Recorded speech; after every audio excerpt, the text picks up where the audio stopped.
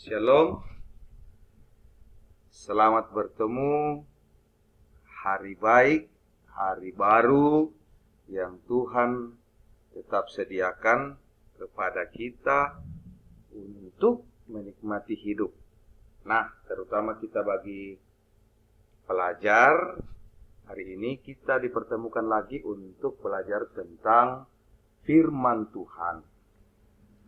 Hari ini adalah pertemuan kita yang kedua untuk membahas tentang iman dan ketaatan. Nah, di minggu lalu kita sudah belajar bagaimana mengimani kebenaran di poin A. Di semester 1 kemarin kita juga sudah belajar apa yang dimaksud dengan iman. Apa pengertian iman, dan kemudian iman menurut pandangan Alkitab. Ya. Kemudian iman menurut pandangan para rasul. Dan bagaimana iman yang diajarkan oleh Tuhan Yesus. Nah, di poin A pelajaran kita minggu lalu, kita sudah belajar bagaimana sebenarnya kebenaran harus ditegakkan. Karena Tuhan Yesus sendiri adalah pribadi yang harus diteladani dalam segala hal. Okelah, kita lanjut. Hari ini kita akan masuk di poin B, yaitu kerendahan hati. Apa yang dimaksud dengan rendah hati? Apa perbedaan antara rendah hati dan rendah diri? Mana yang baik? Rendah hati atau rendah diri? Ya, tentunya anak-anakku sekalian sudah paham dan pasti sudah tahu apa yang dimaksud dengan rendah hati dan apa yang dimaksud dengan rendah diri. Mengawali poin B, ada ceritanya Ratna dan Mira. Ada dua orang yang berbeda karakter.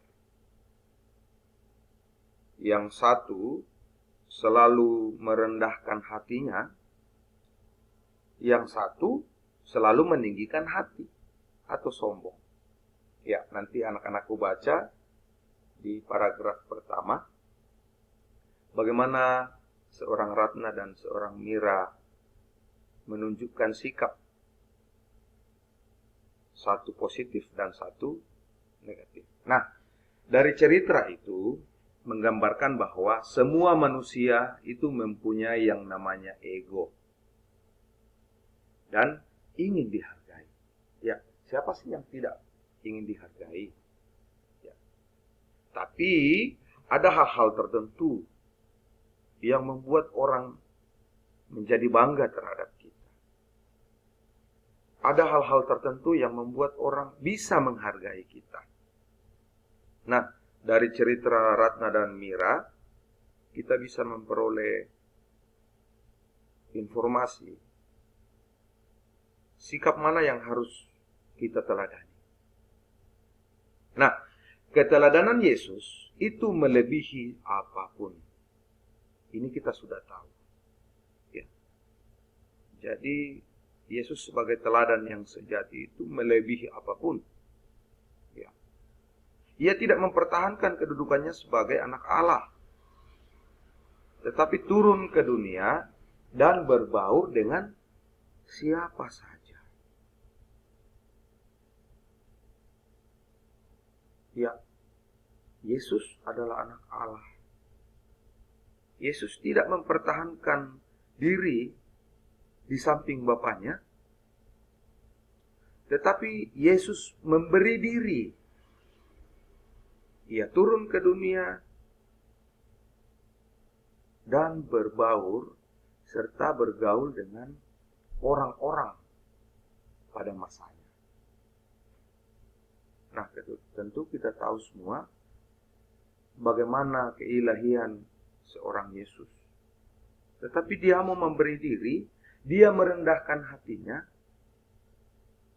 untuk menebus dosa manusia. Menjadi sama dengan manusia. Nah, inilah karakter Yesus. Kecuali satu, dalam hal berbuat dosa. Ya.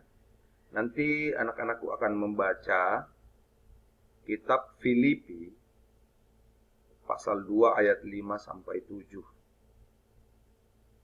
Bagaimana Rasul Paulus memberi gambaran kepada jemaat di Filipi bahwa hendaklah kamu dalam hidupmu bersama menaruh pikiran dan perasaan yang terdapat juga dalam Kristus Yesus, yang walaupun dalam rupa Allah tidak menganggap kesetaraan dengan Allah itu sebagai milik yang harus dipertahankan, melainkan telah mengosongkan dirinya sendiri dan mengambil rupa seorang hamba dan menjadi sama dengan manusia. Yesus sendiri memberi diri, apalagi kita. Ya, kita sebagai murid, kita sebagai anak Allah harus juga meneladani apa yang telah dilakukan oleh Yesus. Nah, orang yang beriman kepada Yesus Kristus akan mengembangkan sikap rendah hati. Jadi setiap orang yang mengaku percaya, setiap orang yang mengaku punya iman harus punya sikap rendah hati. Bukan rendah diri. Karena pertumbuhan iman itu tidak terletak pada apa yang kita miliki, melainkan pada apa yang kita lakukan. Tentunya dalam hal perbuatan-perbuatan yang baik, perbuatan-perbuatan yang dikehendaki oleh Allah. Jadi pertumbuhan iman itu tidak letak pada apa yang kita miliki. Oh, jadi kalau begitu orang kaya bisa saja tidak punya iman. Bisa ketika dia menaruh pengharapannya, dia menaruh kekuatannya kepada benda-benda yang dimiliki. Ya, bukan bersandar pada apa yang telah diperintahkan oleh Allah untuk kita perbuat. Nah, bagaimana mengembangkan iman? Adalah dengan cara melakukan. Nah, nanti anak-anakku akan baca dan membandingkan bagaimana kitab Injil Matius pasal 16 ayat 19 tentang bagaimana Yesus memberi diri dan bagaimana Yesus mengajarkan supaya iman yang kita punya tidak diletakkan pada apa yang kita miliki, tetapi harus kita lakukan. Kemudian di bagian C, menaati kehendak Bapa. Taat. Bagaimana seharusnya kita menjadi seorang yang taat terhadap kehendak Bapa? Baik sebagai orang Kristen pun sebagai kita masyarakat dan juga sebagai anak sekolah, ada hal-hal yang harus kita taati. Sebagai orang percaya, kita harus taat kepada kehendak Bapa. Sebagai anak sekolah, kita harus taat terhadap aturan-aturan yang sudah ditetapkan di sekolah. Nah, sebagai masyarakat sekarang, karena kita masih dalam masa pandemi COVID-19, kita harus taat pada protokol kesehatan yang telah ditentukan dan ditetapkan oleh pemerintah. Kenapa? Jika kita melanggar hal tersebut, mungkin saja ada hal-hal yang tidak kita inginkan itu terjadi. Makanya kita harus taat. Nah, kecenderungan manusia adalah mengetahui mengapa ia harus menaati suatu perintah. Ya. Ini manusia terkadang ya, kita saat ini rasa ingin tahu itu terlalu tinggi. Oh, mengapa saya harus taat? Kalau saya tidak taat, kira-kira apa yang terjadi? Konsekuensi apa yang harus saya terima ketika saya tidak taat? Nah, apa akibatnya jika ia tidak menaati peraturan-peraturan? Apa akibatnya jika saya tidak taat pada firman? Apa akibatnya kalau saya tidak taat dengan aturan-aturan yang ditetapkan oleh sekolah? Apa akibatnya kalau saya tidak taat terhadap aturan-aturan yang dibuat di rumah? Nah ini, firman Allah dengan jelas mengajarkan konsekuensi ketaatan kepada Allah dan konsekuensi ketidaktaatan manusia. Salah satu gambaran sederhana, manusia jatuh ke dalam dosa karena tidak taat pada perintah, terlalu menggambangkan keadaan, cepat terjerumus oleh godaan-godaan, akhirnya manusia jatuh ke dalam dosa. Itu karena ketidaktaatan manusia. Nah, ketaatan Yesus kepada Bapaknya itu akan mendatangkan keselamatan bagi manusia. Sangat luar biasa.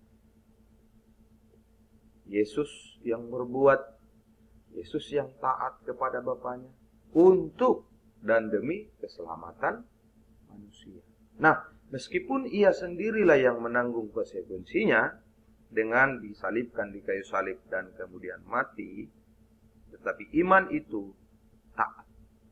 Taat pada perintah dan kehendak Allah, meskipun terasa menyakitkan dan menyulitkan pada saat melaksanakannya. Nah, inilah yang terjadi pada saat kita sekarang. Ya, ada aturan yang tidak boleh kita langgar, yang harus ditaati, yaitu protokol kesehatan. Menggunakan masker, mencuci tangan, menjaga jarak. Kita harus melaksanakan itu.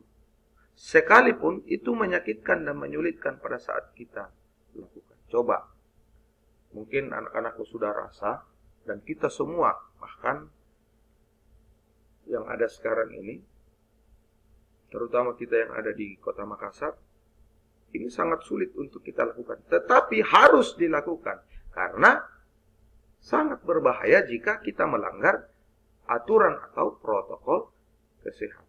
Menggunakan masker setiap hari, itu sangat menyesakkan. Tetapi harus dilaksanakan. Ya, itulah contoh-contoh sederhana bagaimana sebenarnya kita harus taat. Kemudian di poin D, minta maaf salah pengetikan, poin D sudah selesai. Nah, kata sudah selesai, ini adalah perkataan Yesus yang terakhir pada saat tergantung di kayu salib. Ia melaksanakan kehendak Bapaknya sampai mengantarnya pada kematian. Inilah salah satu bentuk ketaatan Yesus yang diajarkan kepada kita saat ini. Nah, banyak orang yang sangat bersemangat pada awalnya, tetapi tidak bertahan pada akhirnya. Nah ini, ya, biasa orang bilang panas-panas tai ayam.